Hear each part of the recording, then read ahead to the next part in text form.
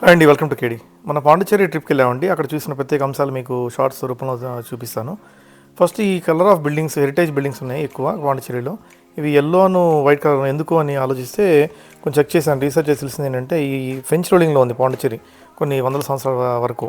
అప్పుడు వాళ్ళు ఈ హెరిటేజ్ బిల్డింగ్స్ అన్నిటికీ యూనిక్గా ఉండాలని చెప్పేసి ఎల్లో అండ్ వైట్ యూస్ చేశారనమాట. ఈ ఎల్లో అండ్ వైట్ కలర్స్ వాడటం వల్ల సన్లైట్ కూడా బాగా వస్తుంది వేరే డార్క్ కలర్స్ కంటే. ప్లస్ బిల్డింగ్ కూడా కూల్గా ఉంచుతుంది. ప్లస్ కోస్టల్ వెదర్ కదా అంతా.